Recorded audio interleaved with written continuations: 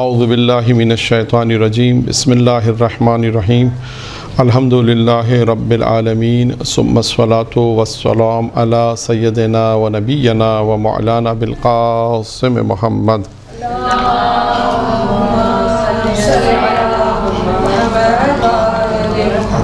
وآل بیتہ الطیبین الطاہرین المعصومین المنتخبین المیامین اما بعد قال نبی کریم صلی اللہ علیہ وآلہ وسلم ان الحسین مصباح الہدی و سفینۃ النجات۔ ہم نے جو موضوع انتخاب کیا ان 3 درسوں کا یا 4 بھی ہو جائیں گے، 3 درس یا 4 درس جتنے بھی ہو جاتے ہیں، ان درسوں میں جو موضوع ہم نے انتخاب کیا ہے وہ ہے کہ امام حسین علیہ السلام کا جو سفر ہے، ایک مدینے سے جب چلے ہیں مکہ اور مکہ سے پھر جو ہے وہ کربلا تک، تو آج کی جو گفتگو ہے وہ بہت مختصر ہے، صرف اس میں جناب مسلم کے نام جو خط لکھا ہے اس کا ذکر آئے گا، اور امام حسین علیہ السلام نے جو مکہ میں جو خطبہ دیا اس کا ذکر آئے گا۔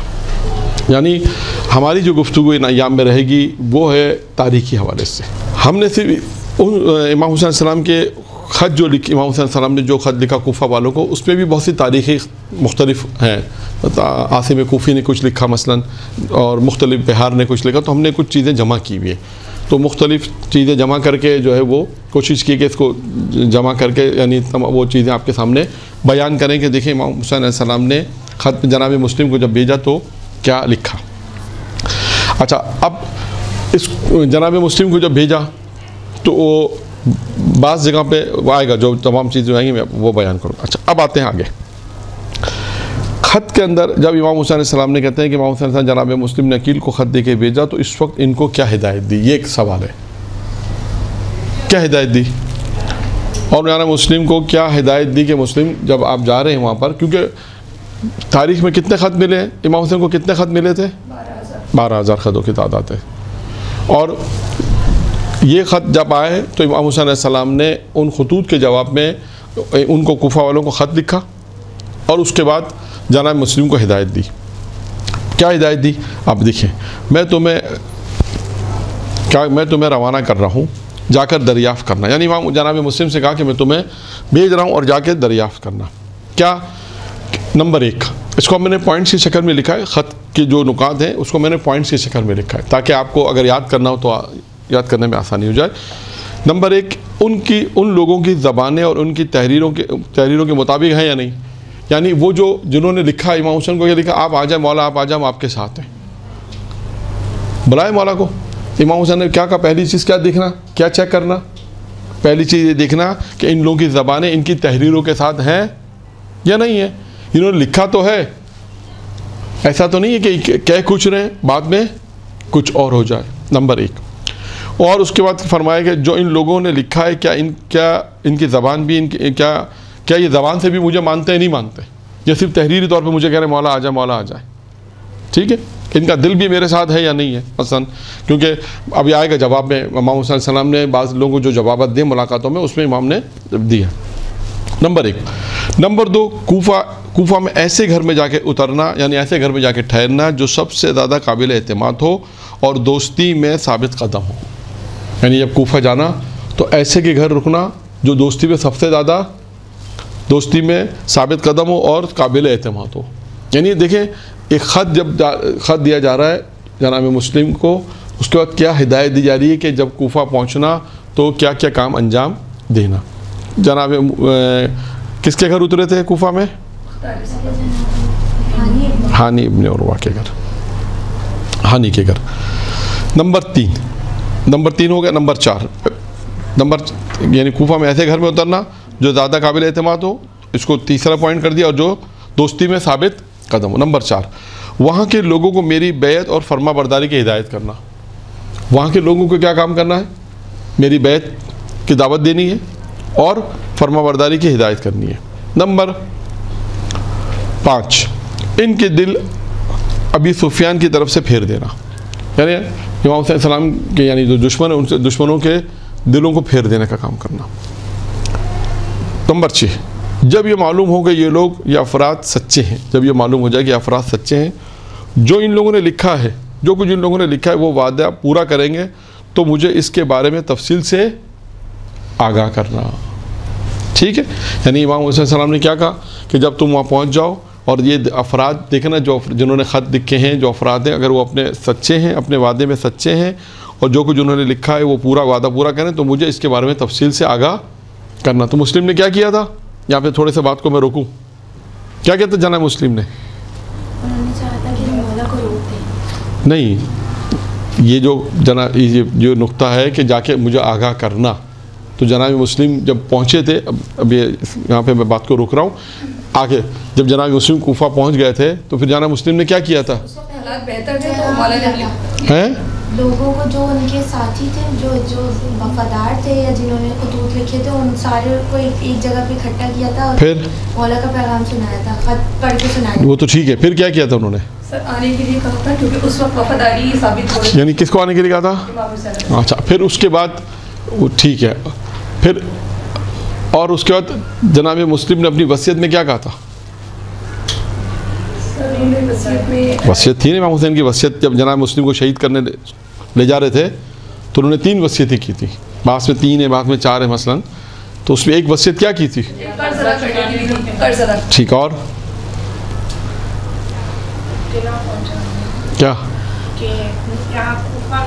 ہاں، یہ یہاں سے پتہ چلتا ہے. میں اس لیے روکا کہ جناب مسلم نے وصیت کی تھی جب قرضہ چکانے کی بات کی کہ میرا زرہ وغیرہ بیچ کے میرا قرض اتار دینا، اور کہا تھا کہ مولا کو یہ کہنا کہ کوفہ نہ آئے. کیوں؟ اس لیے کہ مولا کو وہ خط لکھ چکے تھے کہ جب امام حسین نے کہا، امام حسین نے لکھا ہے نا کہ جب مجھے وہاں سے آگاہ کرنا، جب حالات وہاں پہنچے تو حالات اچھے تھے، اور حالات اچھے تھے. جب سب نے بیعت کری تو امام حسین کو انہیں خط لکھ دیا تھا کہ مولا یہاں کے حالات اچھے، آپ آ جائیں.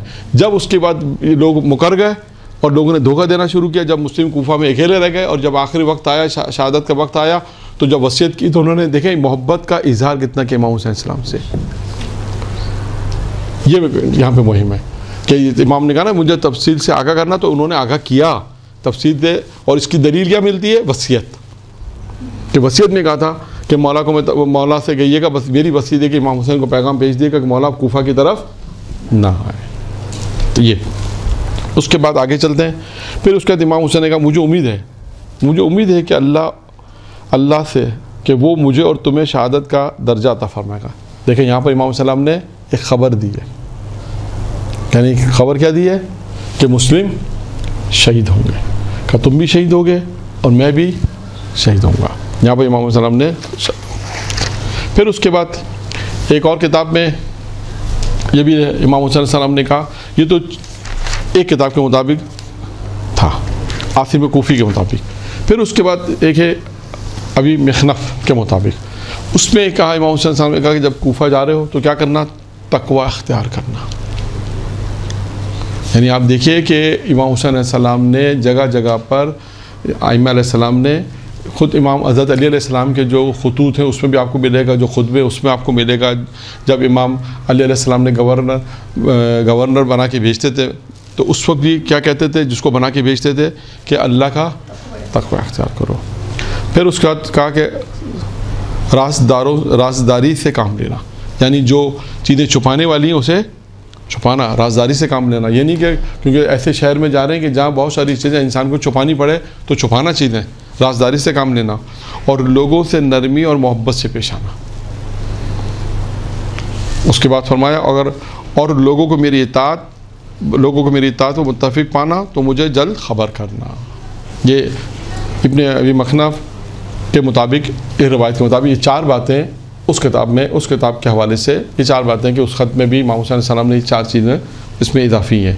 تقوی اختیار کرنا، رازداری سے کام لینا، اور لوگوں سے نرمی اور محبت سے پیش آنا، اور لوگوں کو میری اطاعت پر متفق پانا، دیکھنا کہ لوگ میری اطاعت پر متفق ہیں تو پھر کیا کرنا؟ تو مجھے جلد خبر کرنا. اس کے بعد آتے ہیں ابن خلدون. اس میں کیا متن ہے، عبارت ہے. اس میں یہی ہے کہ امام حسین علیہ السلام نے لکھا کہ تمہارے پاس میں مسلم ابن عقیل جو میرا چچا داد بھائی ہے اور جو معتمد علیہ ہے، یعنی جو سب سے زیادہ بھروسہ ہے اس پر، وہ کون تھے؟ جناب مسلم. جو جن پر مجھے سب سے زیادہ بھروسہ ہے میں اس کو تمہارے درمیان بھیج رہا ہوں. جو معتمد ہے، سب سے زیادہ جس پہ مجھے بھروسہ ہے وہ کون ہے؟